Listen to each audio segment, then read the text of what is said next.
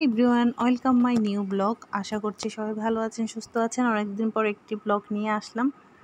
আজকে ট্রেনে চড়েই চলে যাচ্ছি কুমিল্লাতে। কুমিল্লাতে যাচ্ছি বিশেষ কোনো কারণে। বিশেষ কারণ হচ্ছে আমার দেবরের বিয়ে। প্রথমবারের মতো বিয়ে খেতে যাচ্ছি কুমিল্লায়। কারণ আমাদের ডিস্ট্রিক্টের বিয়ে তো এক ধরনের, ওদের ডিস্ট্রিক্টের বিয়ে অন্য ধরনের। তাই প্রথমবারেই বিয়ে খেতে যাচ্ছি কুমিল্লাতে। তো ট্রেনে চড়ে চলে যাচ্ছি, দেখতেই পাচ্ছেন শুরু থেকে। এরপর পৌঁছাতে পৌঁছাতে আমাদের রাত হয়ে গেছে, যেহেতু সন্ধ্যায় বের হয়েছে, দুপুরের দিকে, সন্ধ্যায়ও না দুপুরের দিকে। এরপর এটা হচ্ছে পরদিনের ভিডিও। ওই দিন তো আর করা হয়নি রাতে, পরদিন সকাল থেকে ভিডিও করেছিলাম। ঘুম থেকে উঠেই বের হয়ে যাচ্ছি বাইরে। আমার ছেলেকে দেখতে পাচ্ছিলাম না। ছেলে দেখি আমার শাশুড়ি ছোটোটার সাথে বের হয়ে গেছে।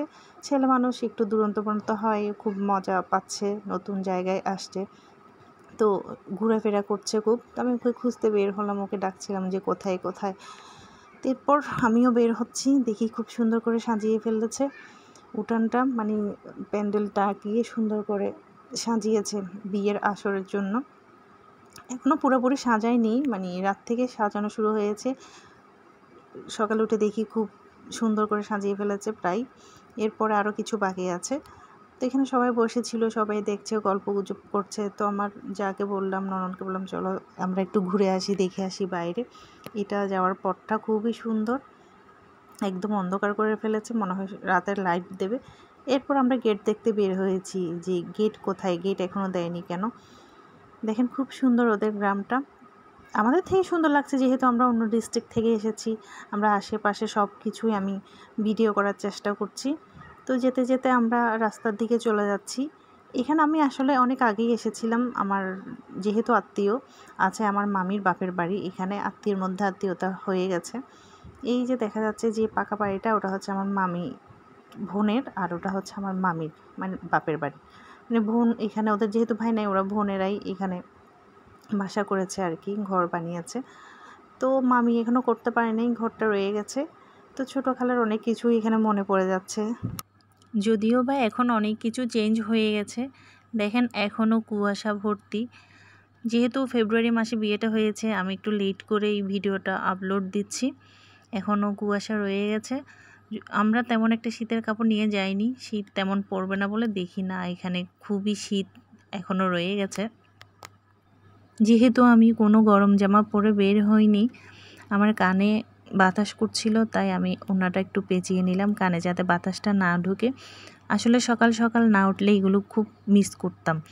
তো এইটা একটা জায়গা, এটা ওদের কোনো একটা জায়গা আমার শ্বশুরদের।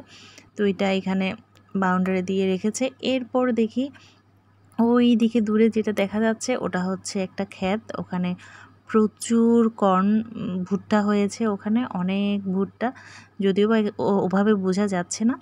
এরপরে আমরা একটু ঘুরছি, এটা হচ্ছে ওদের রাস্তা। এরপর আবার ব্যাক করলাম, ব্যাক করে গেটটা তোলার চেষ্টা করছি।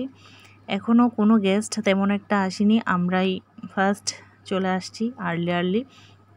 এরপরে দেখি আমার হাজব্যান্ড আসছে, আমার ছেলেও ঘোরাঘুরি করছে, ওরা সবাই মনে হয় নাস্তা নিতে আসছে। এখানে আবার বরকে দেখা যাচ্ছে, মানে আমার দেবরকে, ওরা নাস্তা আনতে যাচ্ছে।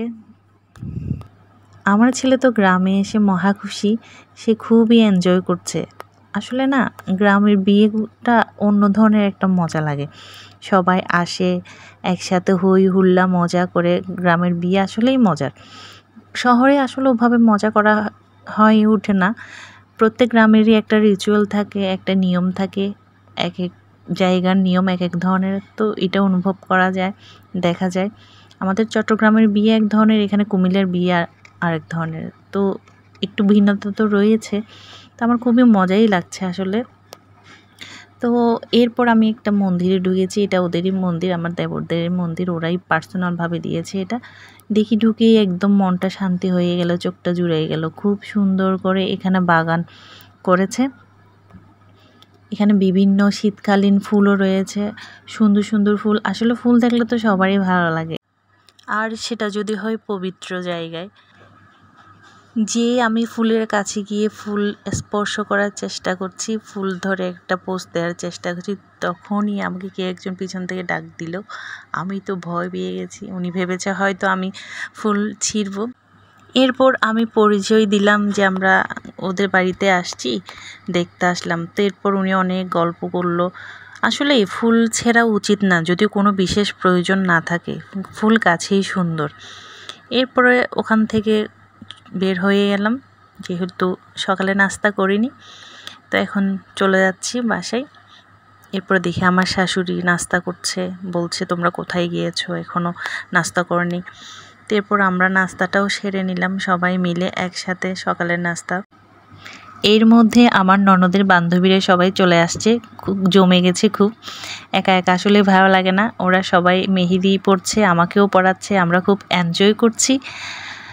তো এখনকার মতো বাই বাই, টাটা। পরবর্তী ভিডিও দেখার জন্য অনুরোধ রইল। তো আজকের মতো এখানেই বিদায়, আবার আসছি শীঘ্রই আরেকটি ভিডিও নিয়ে।